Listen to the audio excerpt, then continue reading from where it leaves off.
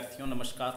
आज हम रुचिरा भाग 3 अष्टमी कक्षा की संस्कृत की रुचिरा उसके चतुर्दश पाठ आर्यभट्ट इसका अनुवाद करेंगे।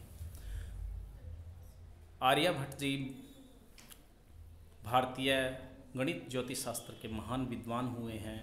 इनका जन्म 476वें वर्ष में हुआ था और ये अपना अनुसंधान पाटलिपुत्र यानी कि पटना के समीप नज़दीक करते थे।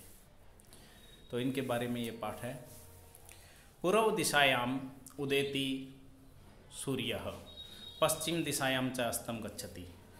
पूर्व दिशा में सूर्य उदय होता है और पश्चिम दिशा में अस्त हो जाता है। इति दृश्यते ही लोके, यह संसार में देखा जाता है। परम न अनेन अवबोध्यमस्ति, परंतु इससे यह नहीं जानना चाहिए, यह नहीं समझना चाहिए यत् कि सूर्य गतिशील इति, कि सूर्य गतिशील है, सूर्य चल रहा है। सूर्यो अचलः पृथ्वी च चला, सूर्य अचल है और पृथ्वी चलती है, गतिशील है। या स्वकीय अक्षे घूर्णति इति सांप्रतम सुस्थापित सिद्धांत, जो अपने अक्ष पर घूमती है, यही अब ठीक प्रकार से स्थापित सिद्धांत है, भली भांति रूप से स्थापित यही सिद्धांत है। सिद्धांतो अयम प्राथम्येन येन परिवर्तित है। यह सिद्धांत सबसे पहले जिसने दिया स आसीत महान गणितज्ञ ज्योतिर्विद च आर्यभट्ट, वह था महान गणितज्ञ, गणित का जानकार ज्योतिषी आर्यभट्ट, गणितज्ञ और ज्योतिषी आर्यभट्ट। पृथ्वी स्थिरा वर्तते इति परंपराया प्रचलिता रूढ़ि तेन प्रत्यादिष्टा। पृथ्वी स्थिर है, ये जो परंपरा है, इस परंपरा से प्रचलित इस रूढ़ि का उसने प्रत्यादिष्टा खंडन किया है। तेन उदाहृतम, उसने उदाहरण दिया, यत् कि गतिशीलायाम नौकायाम उपविष्ट मानव नौकाम स्थिरम अनुभवति, कि चलती हुई गतिशील नौका में बैठा हुआ मनुष्य नौका को स्थिर अनुभव करता है, ठहरी हुई अनुभव करता है।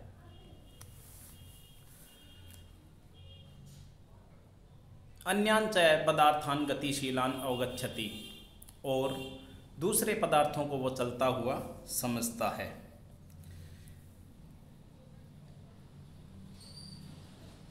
दूसरे पदार्थों को चलता हुआ समझता है। एवमेव गतिशीलायाम पृथिव्याम अवस्थित मानव पृथ्वीं स्थिरम अनुभवति सूर्यादि ग्रहान च गतिशीलान वेति। इस प्रकार गतिशील पृथ्वी पर स्थिर मनुष्य पृथ्वी को ठहरा हुआ महसूस करता है, अनुभव करता है, स्थिर अनुभव करता है और सूर्य आदि ग्रहों को गतिशील समझता है। 460 अधिक चतुशततमे वर्षे 476वें वर्ष में आर्यभट्ट जन्म लब्धवान इति, आर्यभट्ट ने जन्म लिया। तेनैव विरचिते, उनके द्वारा ही बनाए गए रचे गए आर्यभट्टियम इत्यस्मिन् ग्रंथे उल्लिखितम, आर्यभट्टियम इस ग्रंथ में लिखा गया है।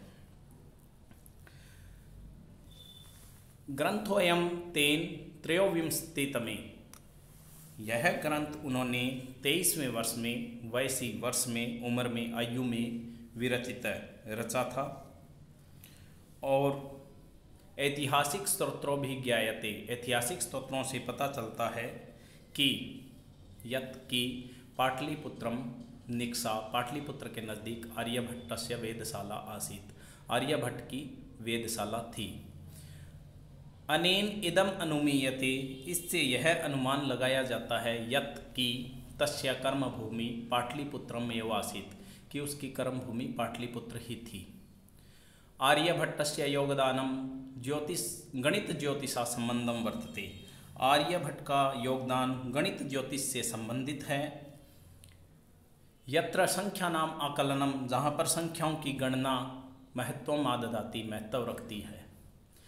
आर्यभट्ट फलित ज्योतिष शास्त्रे न विश्वस्ति स्म, आर्यभट्ट फलित ज्योतिष शास्त्र में विश्वास नहीं करता था। गणितीय पद्धत्या, गणित की पद्धति से या गणित की पद्धति के द्वारा कृतम आकलनम, किया गया जो आकलन है, जो की गई गणना है, आधृत्य एव, उसी को लेकर ही, उसी को आधार बनाकर ही, तेन प्रतिपादितम, उन्होंने प्रतिपादित किया, सिद्ध किया, यत् की ग्रहणे राहु केतु नामको दानवो नास्ति, कि ग्रहण में राहु केतु नाम के दानव राक्षस नहीं है, कारण नहीं है। राहु और केतु नामक के राक्षस कोई कारण नहीं है। तत्र तु, वहाँ तो, सूर्य चंद्र पृथ्वी, सूर्य चंद्र पृथ्वी इति त्रीणि एव कारणानि, ये तीन ही कारण हैं। सूर्य परितः, सूर्य के चारों ओर, भ्रमत्या पृथिव्या, घूमती हुई पृथ्वी का, सूर्य परितः भ्रमत्या पृथ्वी, सूर्य के चारों ओर घूमती हुई पृथ्वी का, चंद्रस्य परिक्रमा पथेन संयोगात, चंद्रमा के परिक्रमा पथ में आ जाने से, चंद्रमा के एक रास्ते में आ जाने, इन तीनों के एक रास्ते में आ जाने से, चंद्रमा की परिक्रमा पथ में जब आते हैं तो इस कारण से, जब तीनों एक ही रास्ते में आ जाते हैं तो ग्रहण होता है। पृथ्वी या चंद्रस्य परिक्रमा पथेन संयोगात ग्रहणम भवति, ग्रहण होता है। यदा पृथिव्या छायापातेन, जब पृथ्वी की छाया पड़ने से, चंद्रस्य प्रकाश अवरुध्यते, चंद्रमा का प्रकाश रुक जाता है, तदा चंद्र ग्रहणम भवति, तब चंद्र ग्रहण होता है। तथैव, वैसे ही, सूर्य पृथ्वी सूर्योः मध्ये, पृथ्वी और सूर्य के बीच में, समागतस्य चंद्रस्य, चंद्रमा के समागतस्य, पृथ्वी और सूर्य इन दोनों के बीच में, चंद्रमा समागतस्य चंद्रस्य छायापातेन, आए हुए चंद्रमा की छाया पड़ने से सूर्य ग्रहण दृश्यते, सूर्य ग्रहण दिखाई देता है। समाजे नूतनानां विचाराणां स्वीकरणे प्राय सामान्य जना काठिन्यम अनुभवन्ति, समाज में नए विचारों को स्वीकार करने में प्राय सामान्य लोग कठिनता का अनुभव करते हैं, वे उसे स्वीकार नहीं करते हैं। भारतीय ज्योतिष शास्त्रे तथैव आर्यभट्टस्यापि विरोधः अभवत्, भारतीय ज्योतिष शास्त्र में वैसे ही आर्यभट्ट का भी विरोध हुआ। तस्य सिद्धांता उपेक्षिता, उनके सिद्धांत का विरोध हुआ, उपेक्षा हुई। स पंडितम मन्यानाम, वे उस समय के जो पंडित थे, उपहास पात्रम जातम, उनके मजाक का पात्र बने, उनके उपहास का पात्र बने, उन्होंने मजाक किया।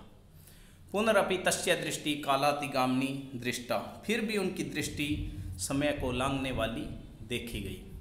आधुनिकई वैज्ञानिकई तस्मिन् तस्य च सिद्धांते समादर प्रकटित, आधुनिक वैज्ञानिकों के द्वारा उसके और उसके सिद्धांतों में आदर प्रकट किया गया। अस्मादेव कारणात्, इसी कारण से ही अस्माकं प्रथम उपग्रहस्य नाम आर्यभट्ट इति कृतम, हमारे प्रथम उपग्रह का नाम आर्यभट्ट कर दिया गया। वस्तुतः भारतीयायाः गणित परंपरायाः अथ च विज्ञान परंपरायाः असौ एक शिखर पुरुष आसीत्, इसी कारण ये वास्तव में हमारे गणित परंपरा और विज्ञान परंपरा का एक शिखर पुरुष था। धन्यवाद।